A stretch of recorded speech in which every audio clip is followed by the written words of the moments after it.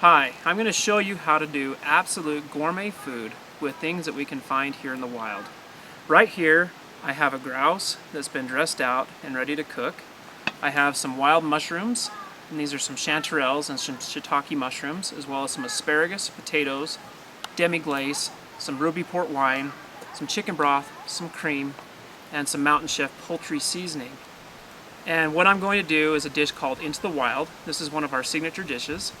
And we're gonna roast off this grouse to a perfect medium rare and then flash fry it. We're gonna do a mushroom ragu with these wild mushrooms, and we're gonna do some cream roasted potatoes with some sauteed asparagus. What I'm doing now is I'm gonna put some of this seasoning underneath the skin on this grouse. What that seasoning is gonna do is, as it's roasting, it's going to seep in and be drawn into the meat of the grouse, allowing that seasoning to penetrate all the way down and give it a lot of good flavor. It's important to keep some airspace between the grouse or any kind of bird, whether you're doing chicken or grouse or a pheasant or anything. It's important to keep some airspace. You can see in this Dutch oven I've placed a trivet, and that'll allow that air to circulate. And this allows you to roast it, keeping the air hot. And as you can see, I'm putting a checkerboard pattern of coals on the bottom of the pan, and I'm putting a ring of coals around the top of the Dutch oven. What this is doing is allowing an uneven air temperature, or it allows the air to circulate and roast that grouse evenly and cook it very evenly. And this is so important. What we've done is we've roasted the grouse to 145 degrees internal temperature. Unlike chicken or other poultry, you don't need to take it to the 165 degree mark. Once it's been brought up to the 145 degrees, we've let it relax back down to an ambient room temperature.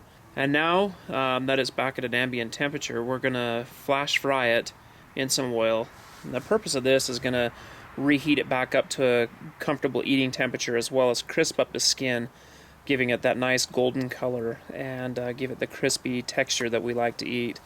It's just a fantastic way to do any game bird, and we call that the reverse sear. So first part again is to roast it at a low temperature for until you get it up to 145 degrees.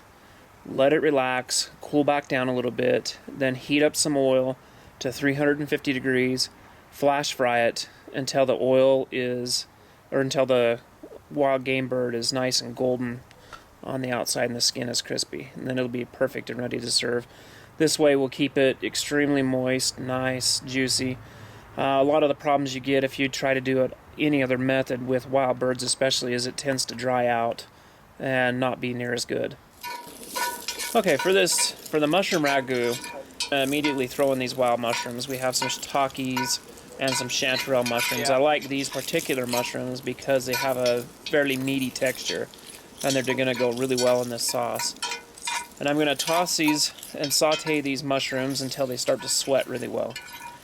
And as they start to sweat, we know the heat has penetrated them and brought out a lot of the flavors of the mushrooms.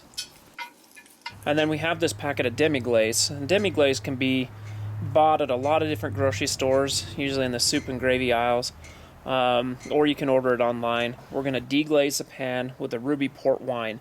This is a fairly thick and a fairly sweet wine. A lot of people refer to them as a dessert wine. It's something you would eat with a dessert because of their sweetness. But the acidity and the sweetness is going to do really good things with this mushroom. So we're just going to pour this in and make sure that we get all that flavor that's on the bottom up into the mushrooms. Okay, so we're going to saute the asparagus just with a few of those extra wild mushrooms.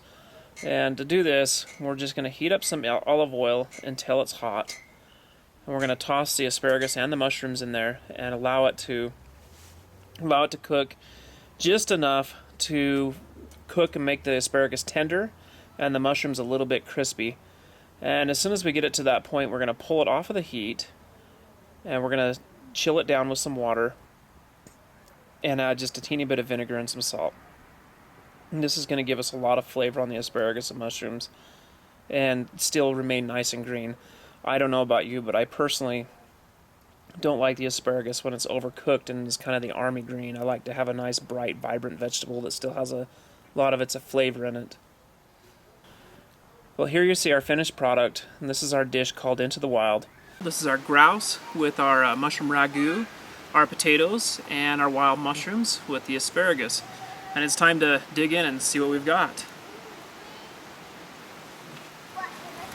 So here we have some perfectly cooked grouse. This is just fantastic. And go ahead and take a bite, Doug.